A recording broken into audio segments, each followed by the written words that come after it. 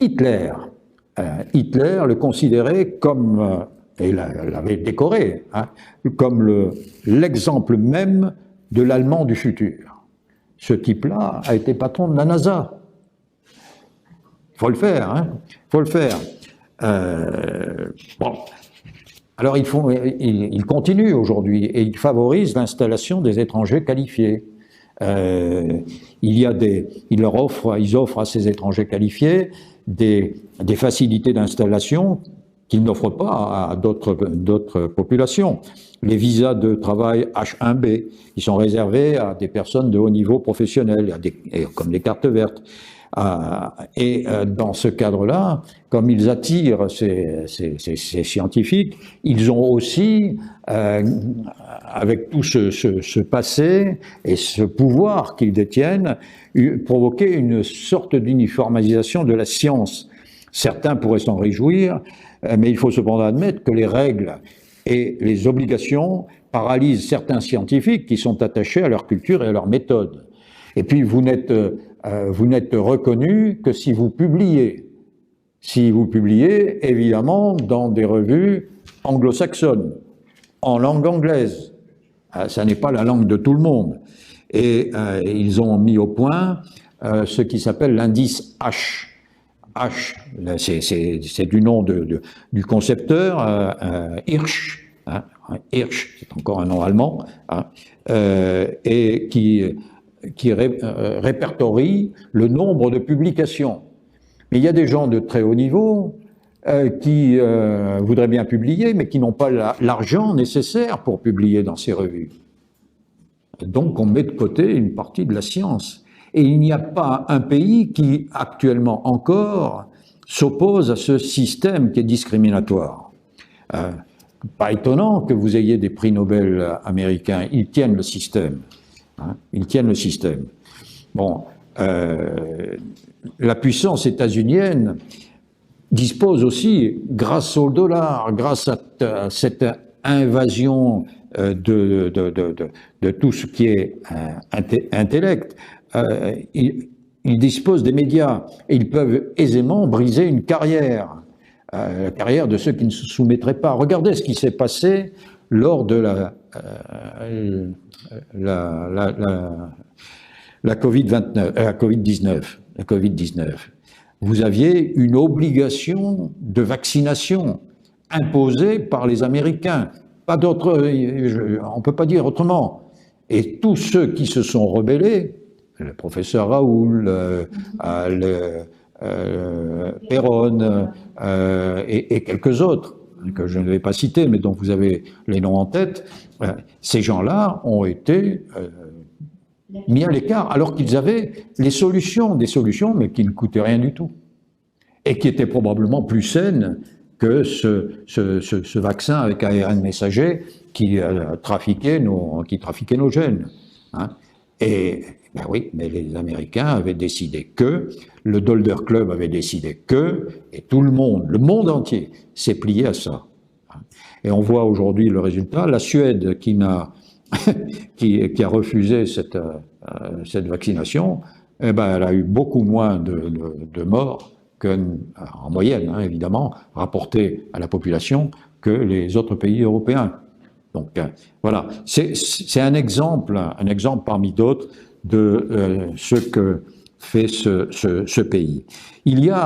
S'ajoute toujours dans ces instruments de drainage, de compétences, d'incitation et de rapine, complémentaires de ce que je viens de dire à propos de la monnaie, du dollar et de la guerre, il y a un système de cotation des entreprises. Il permet d'évaluer l'opportunité des investissements ou de profiter d'une dégradation de la note par des organismes spécialisés. Vous connaissez ces agences de notation pour faire baisser le prix des entreprises convoitées. Et la France se défend mal, évidemment. On ne sait pas se positionner dans un système ultralibéral. Nous avons une vision, pour nous, traditionnelle, qui a été oubliée, de contrôle de l'État. L'État laisse faire, mais quand même surveille pour justement permettre à l'industrie française, à l'économie française, de se développer dans un cadre protégé. Ben, tout ça a été pétardé. Tout ça a été pétardé et nous avons perdu Alstom. Bon, oui. Et vous savez qui a vendu Alstom aux Américains, à General Electric. Je ne vais pas développer, vous êtes parfaitement au courant. Mais il y a d'autres entreprises. L'entreprise Latécoère, pour ceux qui sont intéressés à l'histoire de l'aviation, Latécoère, c'est une des plus vieilles entreprises françaises en matière d'aéronautique. Eh ben, elle était spécialisée dans la sous-traitance d'équipements. Eh bien, elle a été vendue à un fonds de pension américain. Et puis il y a un véritable scandale qui est apparu avec le rachat d'Excelia par l'entreprise états-unienne EICO. Excelia, c'est une entreprise majeure dans ce que nous appelons la BITD. La BITD, c'est la base industrielle et technologique de défense. Donc, ce sont les entreprises qui sont extrêmement sensibles, qui sont regroupées dans la BITD. Normalement, ça protège. Mais non, là, rien à faire. Ça a été vendu. Ça a été vendu et ça a créé évidemment des dégâts considérables dans notre industrie d'armement. Je peux citer aussi le détournement de Photonis, de Télédine Technologies. Et puis, voilà. Et puis, je suis obligé d'ajouter, parmi les outils que les États-Unis utilisent pour récupérer les richesses des autres, et pour ce qui nous concerne, alors que la France est extrêmement productrice de nouveautés. Les pépites sont multiples, sont nombreuses en France, et elles sont regardées avec une grande attention, non pas par le gouvernement français, mais par les États-Unis. Il y a aussi un peu... Ils aiment bien les normes, ça les aide. La norme ITAR, vous en avez peut-être entendu parler, elle a été instaurée en 1976 par les États-Unis, et cette réglementation ITAR, ça doit se prononcer ITAR, probablement, est devenue un véritable outil d'inquisition commerciale. C'est-à-dire qu'autour d'un produit, cette norme observe de manière très précise tout ce qui a contribué à la fabrication. Non seulement des pièces, mais aussi de la nationalité des fournisseurs, celle des intermédiaires commerciaux, la formation requise pour son utilisation, ainsi que les services de maintenance et de réparation, dès lors qu'il y a un élément venu des États-Unis. Un simple élément. C'est ahurissant. C'est ahurissant. C'est de l'inquisition et personne ne dit rien. Personne ne dit rien, sauf quelques-uns, et je vais y venir. Bon, je passe assez rapidement, il y a le contrôle des arts. Le contrôle des arts. Vous savez, l'art, c'est la liberté. L'art, c'est la beauté, c'est la pensée.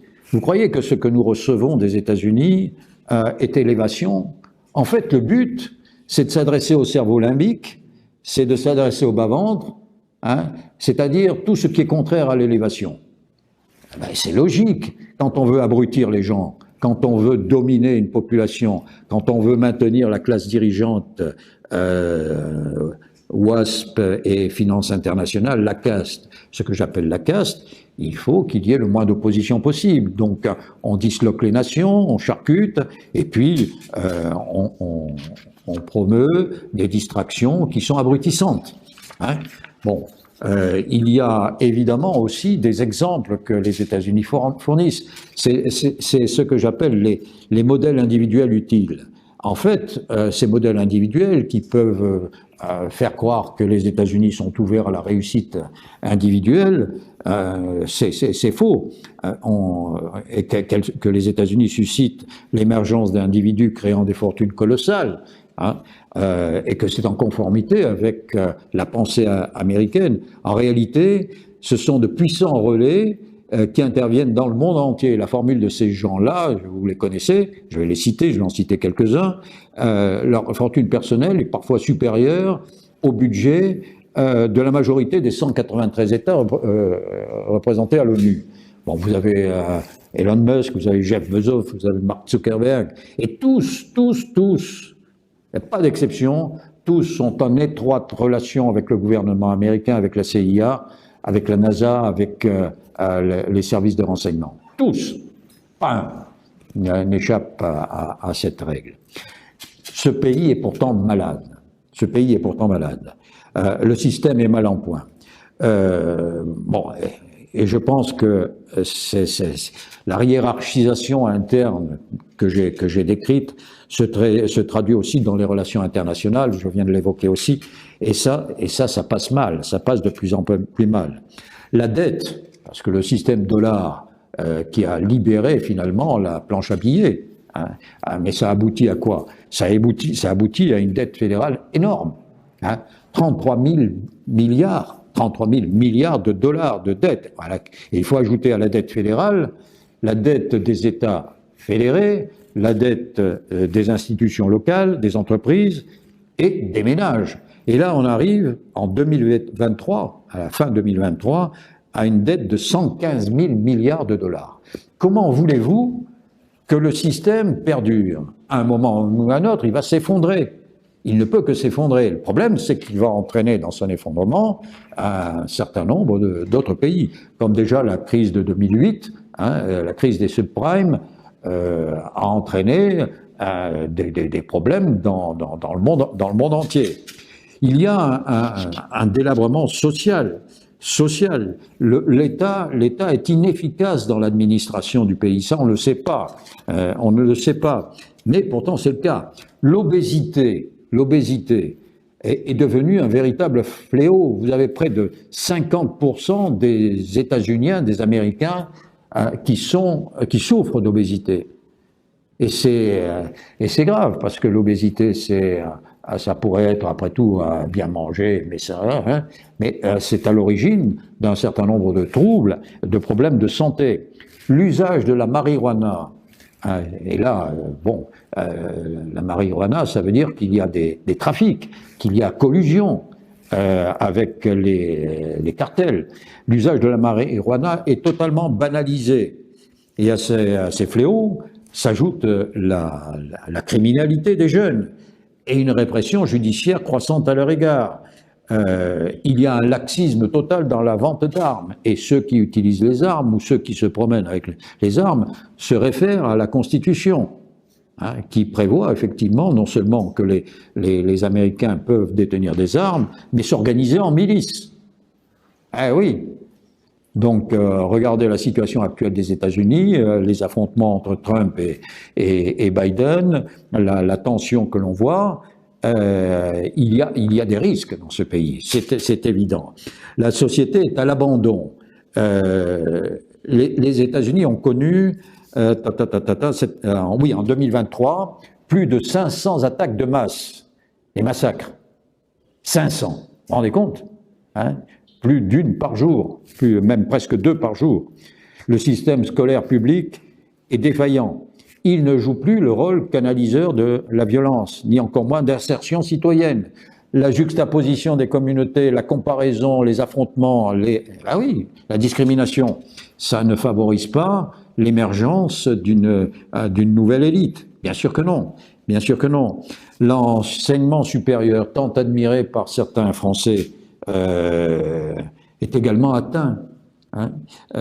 Cette situation est amplifiée par l'insuffisance de la protection sociale. 13% des États-Unis n'ont pas de protection sociale. 13%, ça fait 40 millions de personnes qui n'ont aucune protection sociale. Alors, il y a la démographie qui chute. Alors, elle chute différemment en fonction des communautés, évidemment. Les Blancs demeurent le groupe le plus nombreux, mais il n'est plus majoritaire.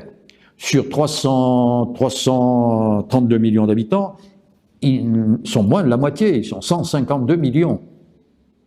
152 millions. Vous voyez l'évolution qui est en train de se produire dans ce pays. Donc, en arrière-plan de ce panorama, il faut signaler aussi la crise écologique. hein, la crise écologique, c'est le déclin des ressources et la désindustrialisation. Le fait que le dollar soit menacé est un facteur aggravant des perspectives de la défense. Hein. Et puis, il y a aussi une suffisance au sens orgueil, suffisance de la part des militaires américains qui se sont considérés comme les meilleurs du monde. Les meilleurs du monde, peut-être, mais parce qu'ils se sont auto-intoxiqués. L'endoctrinement médiatique et cinématographique que l'on voit, que l'on subit chez nous aussi, ça marche chez eux. Ils s'imaginent être les meilleurs du monde, mais ils se sont révélés inaptes à mener un certain nombre de guerres, et ils ne les ont menées qu'en bombardant. J'en parlais tout à l'heure. Leur principe, c'est bombarder, mais quand on bombarde pas obligatoirement l'objectif. On bombarde l'objectif, mais aussi ce qui est à côté. Et quand il y a eu 500 000 gamins morts en Irak, Madeleine Albright a quand même dit, et là aussi c'est un crime contre l'humanité, je suis désolé de le dire, que ça en valait la peine. Ce que fait Israël actuellement à Gaza, c'est le même principe. On bombarde, on détruit. Donc, il y a ce qui s'est passé au Vietnam, pareil, c'est la suite de Nagasaki et d'Hiroshima. Au Vietnam, c'était le napalm. Donc, il y a une incapacité de cette armée à se battre au sol. C'est malheureux à dire, mais c'est comme ça. Et dans un conflit de haute intensité, comme celui qui est actuellement en cours en Ukraine, inévitablement, si on devait s'engager, ça serait au sol. Les Américains ne voudront jamais, jamais, jamais, jamais. Pour cette raison aussi, pour d'autres raisons, et pour celle-là aussi, parce qu'ils ne sont pas capables de se battre, pour un certain nombre de raisons, ils ne savent pas se battre au sol, ils ne savent plus se battre au sol. Voilà, nous pouvons nous interroger d'ailleurs sur ce qui se passerait si jamais l'ennemi futur, l'ennemi hypothétique, détenait des armements et des capacités d'engagement similaires aux Américains. Et c'est ce qui pourrait se produire face à la Russie. Je peux vous garantir que là, les États-Unis, pour cette seule raison, parce qu'ils réfléchissent, parce qu'ils constatent quand même, il est probable que le seuil d'un affrontement ouvert sera maintenu très haut et qu'ils ne s'engageront absolument pas en Ukraine. Car le conflit à haute intensité leur vaudrait des pertes qu'ils ne sont pas prêts d'admettre. Donc on a beau crier, on a beau dire il faut aller faire la guerre à l'Ukraine, pas à l'Ukraine, pour l'Ukraine face à la Russie, c'est incohérent. C'est incohérent. Alors, ce pays à la dimension hégémonique, à la volonté hégémonique, à un moment ou à un autre, on fait un constat.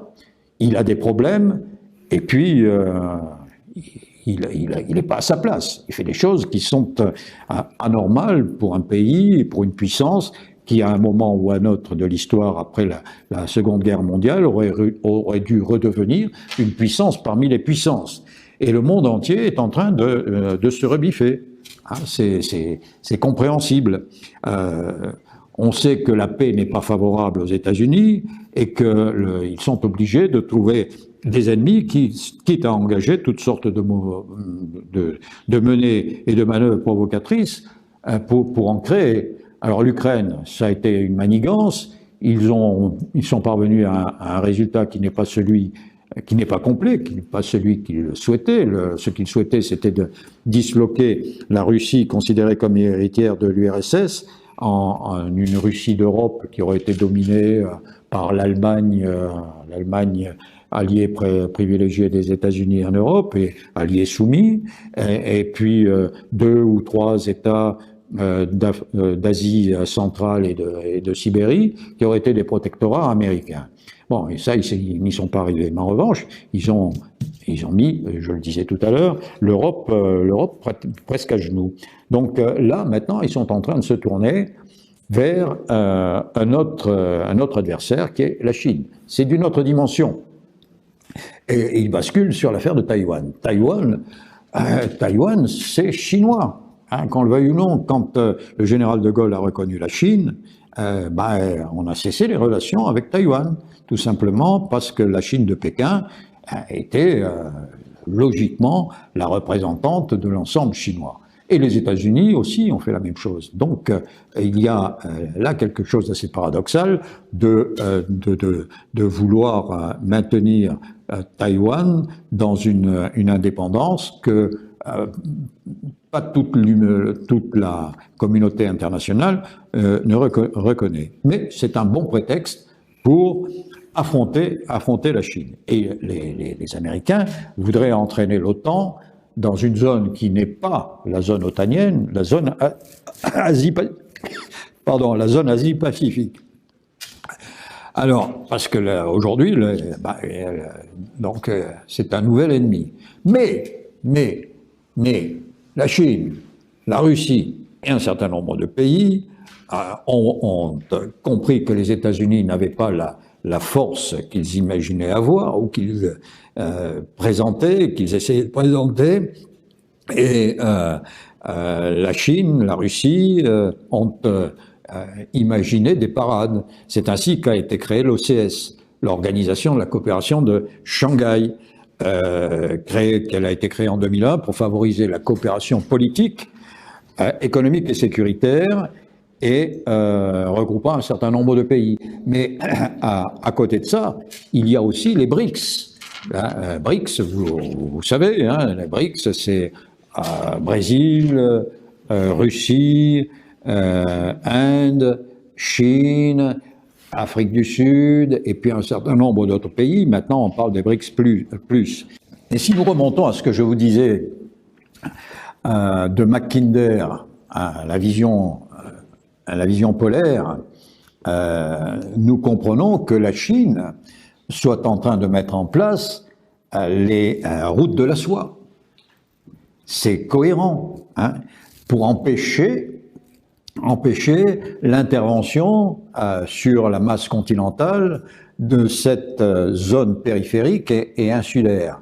Donc, la Chine tient à tenir l'ensemble eurasiatique et Afrique. Et vous regardez la carte, vous allez sur Internet, la carte des nouvelles routes de la soie, c'est bien des liens économiques et inévitablement politiques qui sont en train de se tisser et qui à l'évidence, sont hostiles à la puissance des États-Unis.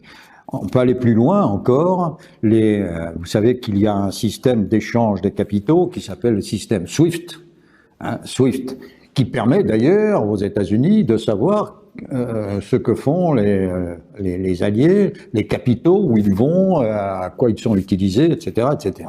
C'est contrôlé de toute façon par eux. Et les Russes et les Chinois ont mis en place le SPSF, qui est un équivalent, mais qui permet, lui, un échange avec les monnaies nationales, ce qui n'est pas le cas du SWIFT. Donc il y a là un ensemble qui est en train de se constituer, qui conteste véritablement la suprématie du dollar et la suprématie, in fine, des États-Unis. Donc, qui plus est, il faut savoir qu'en 10 ans, la Chine en 10 ans, a construit l'équivalent de la marine britannique. En 10 ans, l'équivalent de la marine britannique qu'elle construit encore, qu'elle a en projet 4 porte-avions. Elle en a 2 opérationnels déjà. Qu'elle a mis au point un système de missiles dit tueurs de porte-avions. C'est-à-dire que la 7e flotte des États-Unis, qui, ma foi, navigue dans le Pacifique et assure la puissance des États-Unis, maintenant elle est à la portée des missiles chinois. En conséquence, à quoi sert-elle, en quoi sert-elle? Donc les États-Unis sont repoussés à une distance quand même importante de la Chine. Et les BRICS, ça représente quand même 75% de la population mondiale. C'est pas rien. Ça représente un PIB qui est autour de 30 à 40% maintenant. Alors ça fait beaucoup. Donc c'est quand même extrêmement lourd. Et Chine plus Russie, c'est un monstre militaire, si on veut bien regarder les choses. Heureusement, bon, là c'est un aparté, l'alliance Russie-Chine est, à mon avis, provisoire, parce que ce sont deux pays qui, même à l'époque où ils étaient communistes, ont failli se battre. À l'époque, il y a eu un problème différent de frontières sur l'Ussuri, et on en est venu quasiment à un conflit nucléaire. Bon, pour l'instant, il y a une alliance de circonstances, l'un soutenant l'autre et réciproquement, ce qui fait que les États-Unis sont gênés dans leur expression de dimension. Voilà. Alors, je termine par là. Je crois que là, on est affaire à un conflit sur la civilisation. Je suis persuadé que la civilisation occidentale, c'est un certain nombre de pays qui en sont héritiers, mais pas les États-Unis. Les États-Unis ont participé à la civilisation occidentale, c'est certain, mais ils ont dérivé. Ils ont dérivé, c'est pour ça qu'aujourd'hui, on a toutes sortes de le wokisme, l'indigénisme, tout ce qui est en isme maintenant, mais c'est pas la civilisation, ça. La civilisation, c'est l'élévation de l'homme. Et quelque part, c'est aussi une référence à c'est une transcendance aussi. C'est une référence à Dieu, ou en tout cas quelque chose de supérieur, et une volonté d'amener l'homme à plus de grandeur. Et ce n'est pas du tout ce que les États-Unis promeuvent aujourd'hui. Donc, ce qu'ils exportent ne convient pas au monde. Ça ne nous convient pas, on le voit bien, mais ça convient encore moins aux autres pays, à la Chine, à la Russie, à l'Afrique, à tous ces pays qui ont pris de la civilisation occidentale ce qui était normal, ce qui était intéressant, ce qui pouvait être assimilé. Et ça a été la véritable mondialisation d'ailleurs, l'exportation des grands principes de la civilisation occidentale d'origine. Mais ce qu'on leur propose aujourd'hui, ça ne va pas, ça ne leur convient pas. Et c'est pour ça que ces pays se rallient de plus en plus à ceux qui n'ont peut-être pas la civilisation occidentale, mais ont une civilisation qui respecte la nature de l'homme. Et ça, c'est peut-être la pire des menaces qui pèsent sur les États-Unis. Alors, face à ces perspectives inquiétantes, à mon avis, que peut faire notre pays? Je crois que il faut revenir à un concept. On a vu ce que cherchaient les États-Unis, ce que cherchait en tout cas la caste dominante des États-Unis, disloquer les nations. Et ce qu'est l'Europe intégrée, ce n'est rien d'autre que la dislocation des nations. Je crois qu'il faut que nous revenions à la vision traditionnelle de la France, qui est nationale, c'est-à-dire que la nation transcende les différences, alors qu'aux États-Unis, la juxtaposition des communautés, pour ça que je disais tout à l'heure que je n'étais pas du tout sûr que les États-Unis fussent une nation, je crois que la nation permet à chacun de rester soi-même tout en étant dans une collectivité. Ça, c'est la nation. Il faut que la France revienne à ce concept. Et donc, pour revenir à ce concept, il faut qu'elle s'échappe de l'Union européenne, évidemment.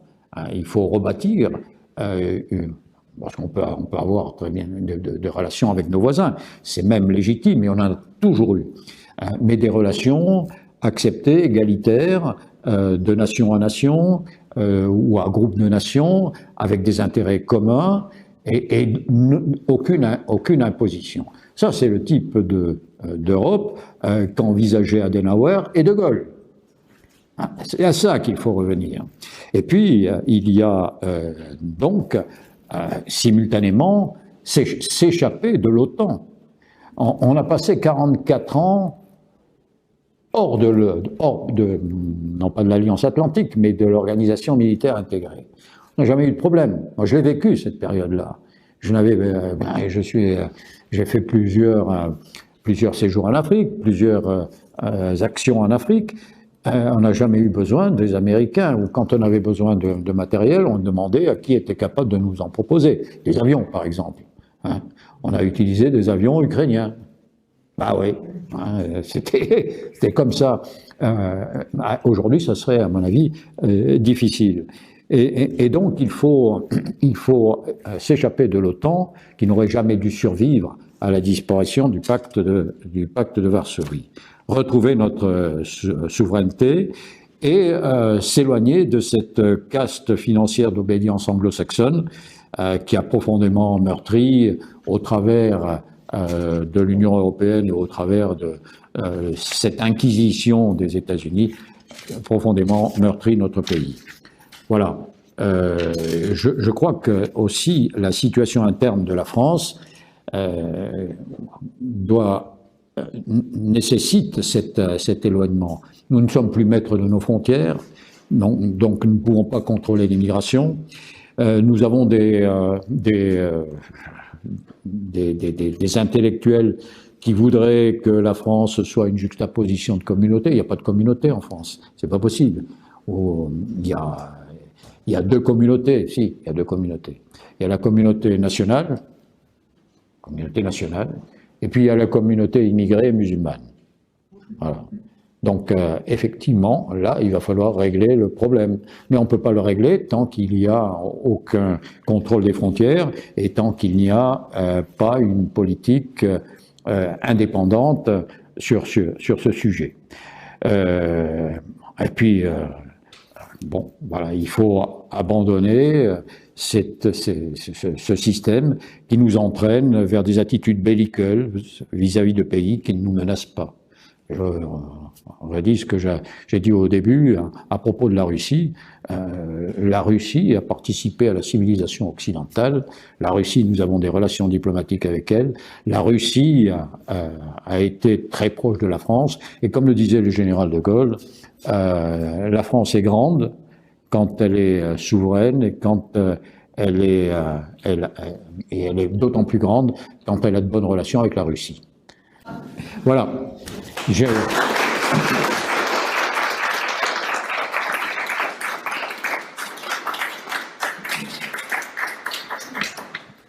suis prêt à être fusillé de questions. Alors, j'ai deux questions assez différentes, capitaine Peter. Première question, je ne vous ai pas entendu parler de la guerre intérieure aux États-Unis, qui est entre l'administration et les citoyens productifs, entre les démocrates et les républicains, cette guerre qui s'exporte chez nous, oui. Premièrement, premier aspect. Et deuxième aspect très différent, je ne vous ai pas entendu parler non plus de ce qu'ils subissent venant de la Chine par l'intermédiaire de la drogue du fentanyl, que la Chine produit en masse et fait transiter par le Mexique et qui est en train de tuer la jeunesse américaine, est en train probablement de détruire cette situation. Absolument. Bon, alors le premier point, je vais pas le développer parce que vous avez parfaitement dit ce qu'il fallait dire. Hein. Il y a une opposition entre là actuellement entre les partisans de Trump, les républicains et les démocrates, qui est existentielle. Ils n'ont pas du tout la même vision du rôle de l'Amérique. Les uns sont plutôt,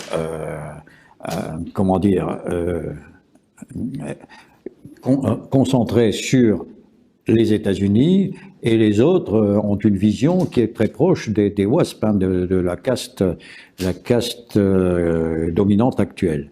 Donc là, il y a un affrontement qui est idéologique et qui pourrait aller même jusqu'à un affrontement réel. C'est une des faiblesses que j'ai citées, mais sur laquelle je ne me suis pas étendu, une des faiblesses des États-Unis actuels. hein, c'est certain. Le deuxième aspect, c'est la drogue. Alors j'ai évoqué la marijuana, mais là j'ai un spécialiste, là c'est l'avocat, le maître Sanviti, Roland Sanviti, qui est investi dans la lutte contre le trafic. Je peux citer un exemple de la collusion, par exemple, de la CIA avec les cartels, avec les mafias, et c'est ancien. Ça remonte à loin. Bon, ils ont hérité aussi de ce que faisaient les Britanniques. Hein. La guerre de l'opium, c'est quand même quelque chose qui a marqué l'histoire.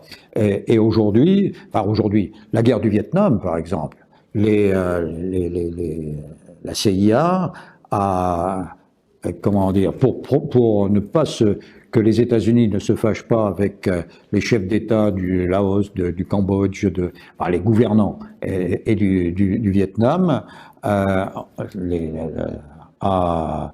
laissé faire le trafic de drogue, de l'opium, etc., etc.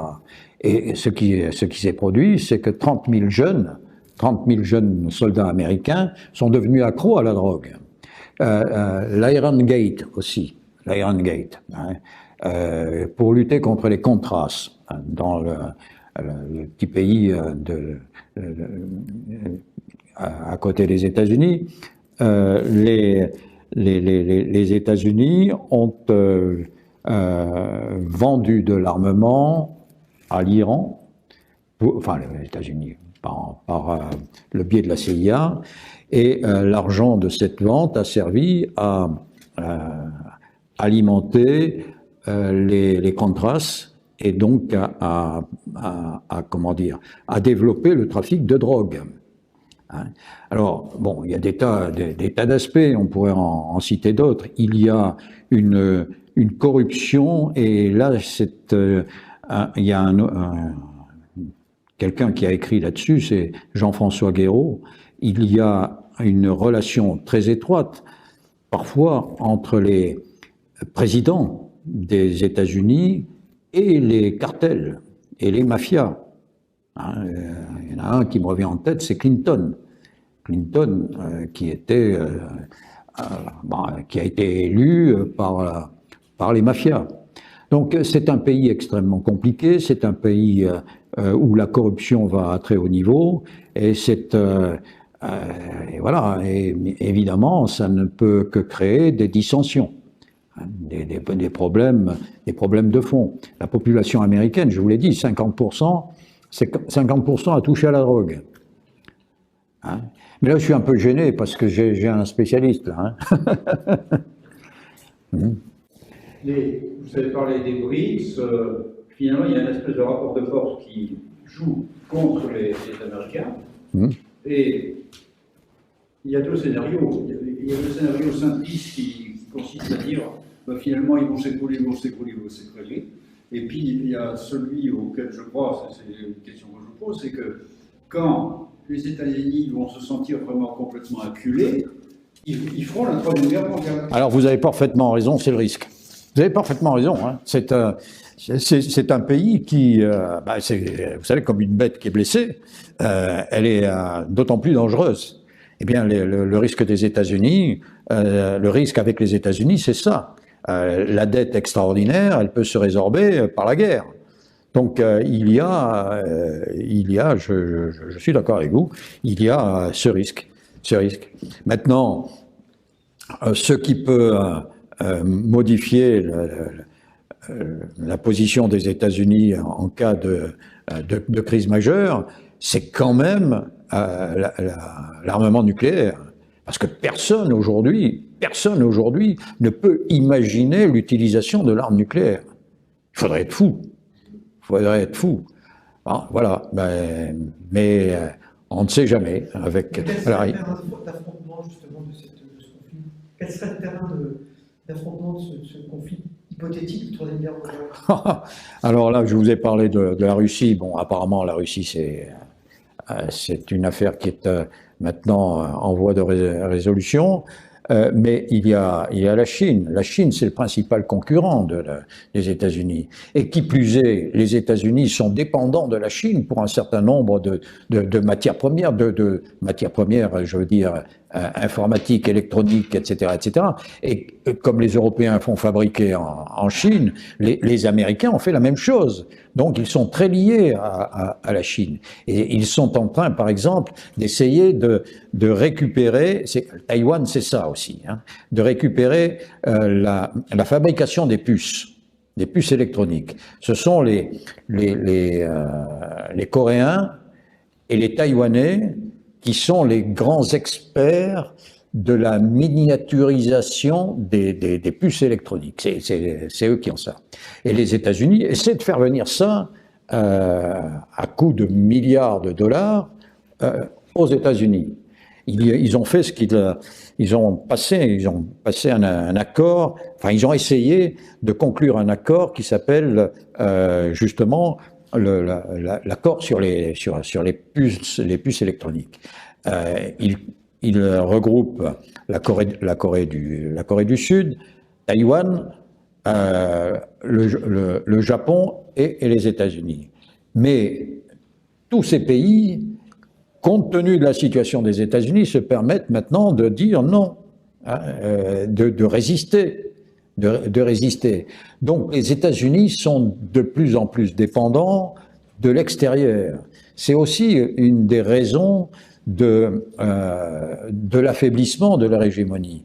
Ils ne peuvent pas tout faire, parce qu'en retour, alors qu'à un moment c'était le monde entier qui dépendait des États-Unis, aujourd'hui les États-Unis sont dans une situation où ils dépendent ils dépendent pas du monde entier, mais d'un certain nombre de pays.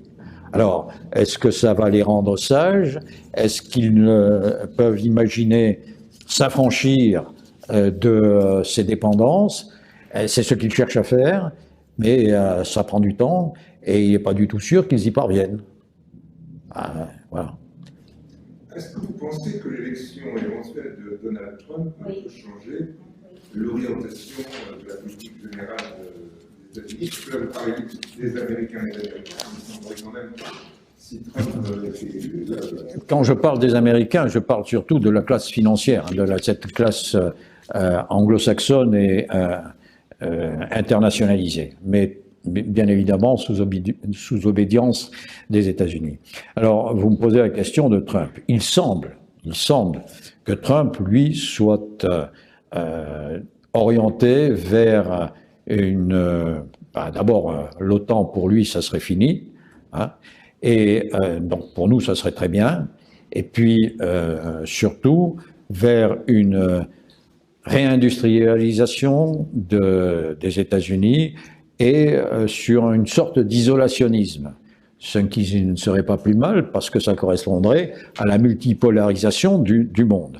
Je m'investis pas dans les élections aux États-Unis, mais je constate simplement. Alors que si nous avons Biden, il est probable que ce clan qui est depuis des années à la manœuvre continuerait à agir.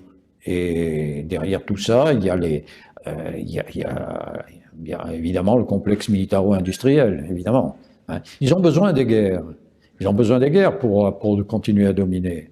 Hein. C'est malheureux à dire, mais c'est ça. C'est un pays qui a 800 bases dans le monde, qui a été en paix sur, je ne sais pas combien d'années d'indépendance, 250 ans à peu près, qui a été en paix une dizaine d'années. C'est quand même considérable.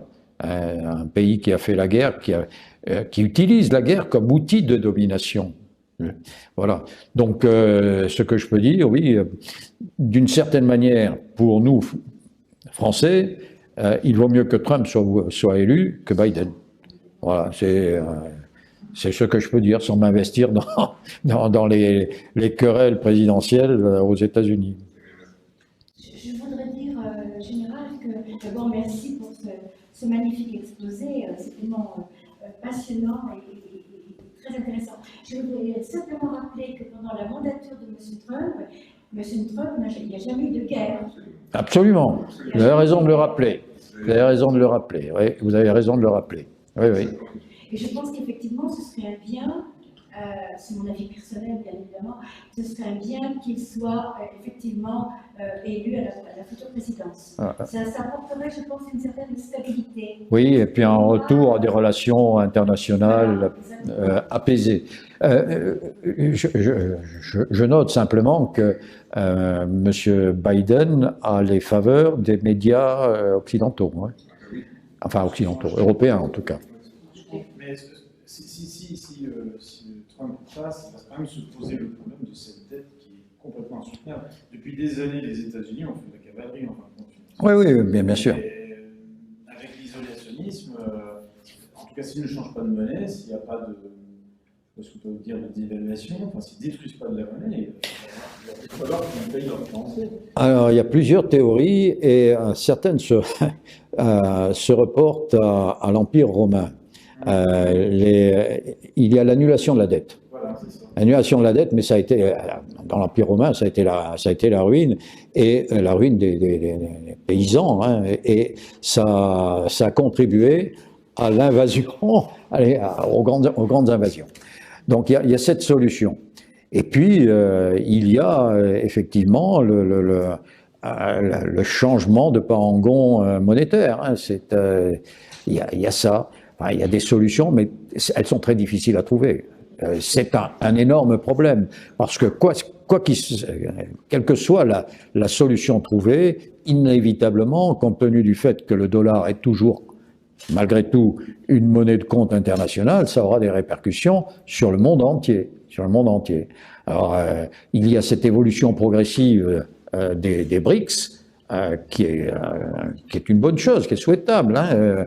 On peut désormais échanger acheter des matières premières, enfin dans le domaine, dans la zone BRICS ou OCS, on peut échanger avec des monnaies nationales.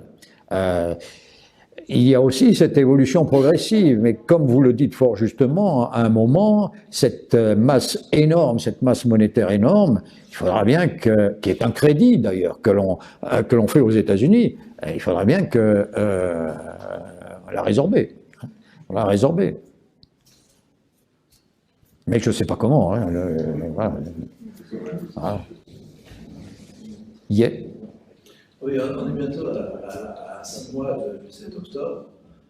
Quelle analyse faites-vous des enjeux de la route énergétique qui se dessine sur l'exploitation des gisements offshore en face de Gaza, au regard de l'opération militaire un petit peu suspecte, sachant que les Américains alimentent un pont humanitaire et restent les premiers fournisseurs de matériel militaire, je pense notamment au matériel de dôme de fer, dont chacun des ogives coûte $50 000, et qui justifie d'en dépenser, je crois, 3 ou 4 par tir pour arrêter les gamelles du Hamas. Oui, mais bon, vous avez raison, revenez à ce que j'ai dit au début de mon propos, sur cette collusion entre le premier et le second peuple élu. Hein.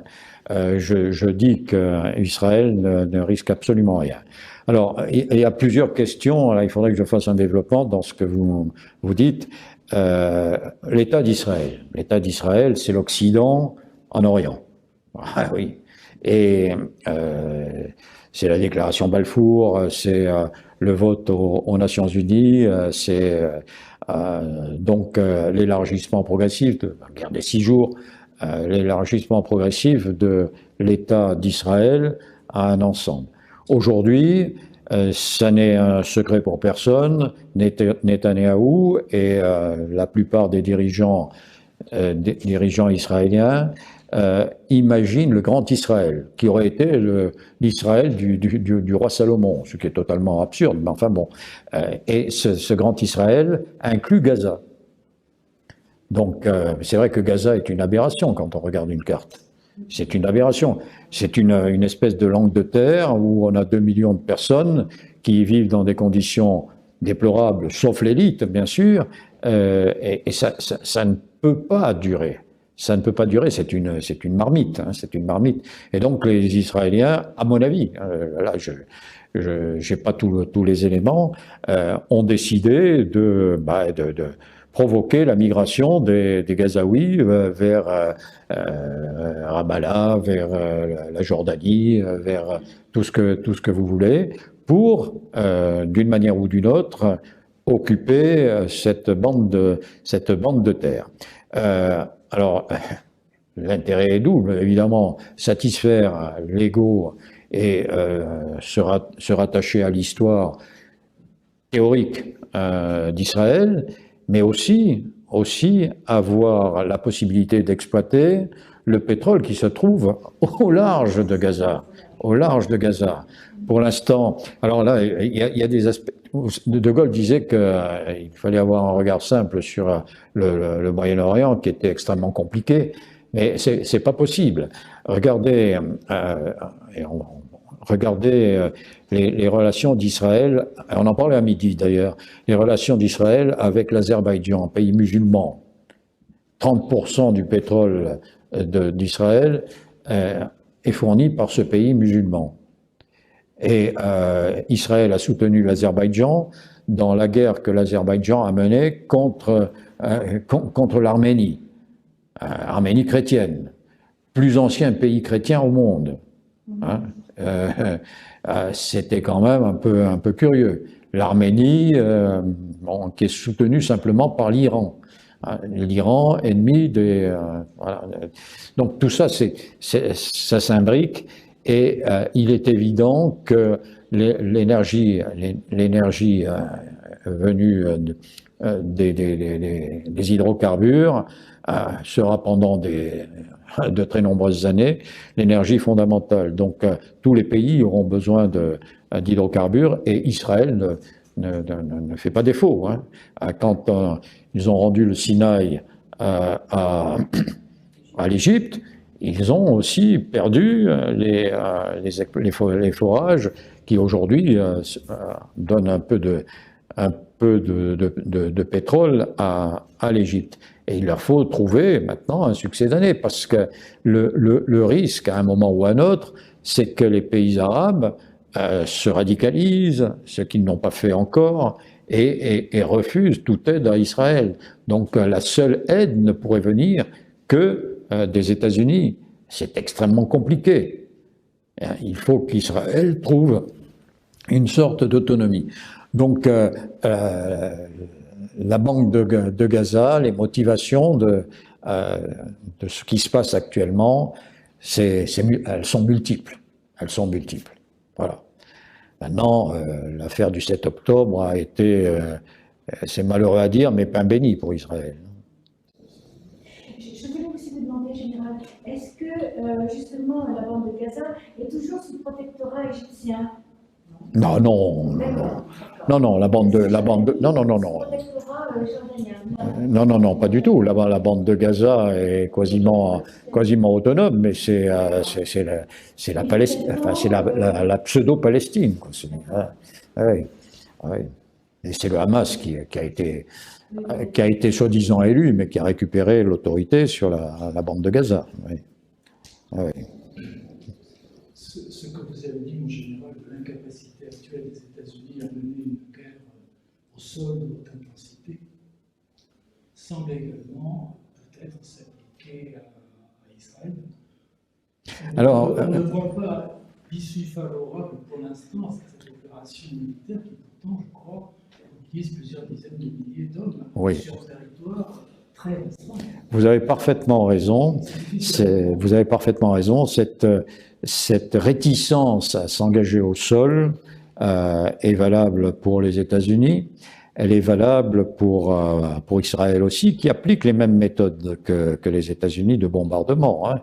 Bon, il y a quand même des hommes au sol qui se battent apparemment bien, et il y a des pertes. Mais toutes les communautés occidentales sont réticentes à l'engagement, aux pertes humaines, le zéro mort. Donc ça a été la doctrine des États-Unis pendant des années, ce qui aussi contribue à me faire dire que les États-Unis ne sont pas prêts à s'engager davantage dans des conflits où ils seraient obligés de mettre des hommes au sol. Hein. Alors, vous allez me dire, mais les Russes, ben, les Russes c'est pareil. Les Russes c'est pareil, mais ils ont du courage. Il faut se mettre dans la mentalité slave pour comprendre. Les Russes sont, ils acceptent, ils sont fatalistes d'une certaine manière. Et leur histoire le montre, ils savent protéger la Russie, mais ils ont une population qui est de l'ordre de 142 millions d'habitants, qui, un peu comme les autres nations occidentales, est en déclin, c'est un déclin démographique. Donc ils n'ont pas intérêt non plus à s'engager dans un conflit où ils perdraient énormément de gens. D'ailleurs, ce qu'ils font au plan tactique, c'est aussi fonction de cette vision de la population russe. Ils savent qu'il ne serait pas souhaitable qu'ils perdent des centaines de milliers d'hommes. Donc ils sont retranchés derrière de véritables fortifications, hein, des constructions anti-chars, des fossés, etc., etc. Et ils attendent simplement que les Ukrainiens viennent buter là-dessus et se faire massacrer. Les Ukrainiens sont aussi dans cette même vision de l'homme, mais malheureusement, ils sont contraints pour des raisons idéologiques, pour des raisons politiques, parce qu'on les a poussés à faire ça, et ils sont contraints de se battre et de perdre des hommes en quantité. Mais je suis persuadé que si on interrogeait la population ukrainienne, il y aurait honnêtement, il y aurait d'extrêmes réticences à la poursuite de ce conflit. Zelensky, je crois, a voulu négocier la paix. Absolument. Absolument, vous avez parfaitement raison. C'était en février 2022 de mémoire. Ils ont négocié, c'était Zelensky, enfin pas Zelensky directement, mais oui, en Turquie. Donc il y avait les représentants russes et les représentants ukrainiens, et un document avait été établi qui, à mon avis, servira de base à ce qui va se produire tôt ou tard. Mais c'est Boris Johnson qui, quasiment mandaté par les États-Unis, a dit non, absolument pas, il faut pas faire la paix, vous allez gagner, il faut faire la guerre. On voit le résultat. Mais les États-Unis avaient intérêt à poursuivre. Ils sont propriétaires de 30 à 40% par l'intermédiaire de BlackRock et Vanguard et de Monsanto, des terres à blé ukrainiennes. Ils sont assurés de faire la reconstruction de l'Ukraine. Ils savent que l'Ukraine aura besoin d'eux. Même neutralisée, l'Ukraine se tournera vers les États-Unis. Donc là aussi, ils ont gagné. Mais ils ont gagné parce qu'ils ont fait massacrer. Le système a fait que les malheureux Ukrainiens se sont trouvés être, comme l'on dit maintenant, comme on dit en mauvais français, les proxys des États-Unis. C'est ça. Voilà. Mais les États-Unis ne se battront pas pour l'Ukraine. Je ne crois pas. Oui. Qu'est-ce que vous pensez de la thèse de Samuel Huntington, le choc des civilisations, qui dit qu'on n'est plus à l'époque de la guerre entre des pays, mais la guerre entre des civilisations? Oui, alors c'est ce que je viens de dire, hein, la civilisation occidentale déclinante, la civilisation ancienne, la civilisation telle qu'elle a été exportée, originaire du bassin méditerranéen, mais incluant, pour remonter un peu plus loin, l'Empire romain d'Orient et l'Empire romain d'Occident, hein, ce qui fait que la Russie fait pleinement partie de cette civilisation. Et je crois que aujourd'hui, Là aussi, si je dis ça, vous allez me dire que je fais de la provocation. Mais non, je crois que la Russie a retrouvé le chemin de la civilisation occidentale. Je crois. Hein. Ce retour au métaphysique, ce retour à la transcendance, ce retour à Dieu, il est, à mon avis, ça n'engage que moi, il est à mon avis nécessaire quand on veut élever l'homme. D'une certaine manière, il faut une transcendance. Et ce que je vois dans la pseudo-civilisation occidentale, ou dans ce qui se dit civilisation occidentale aujourd'hui, c'est au contraire l'abaissement de l'homme. Ça ne peut pas durer. C'est le retour à la barbarie. Hein. C'est le retour à la barbarie. Je ne sais plus quel est l'auteur qui disait « Les États-Unis sont passés,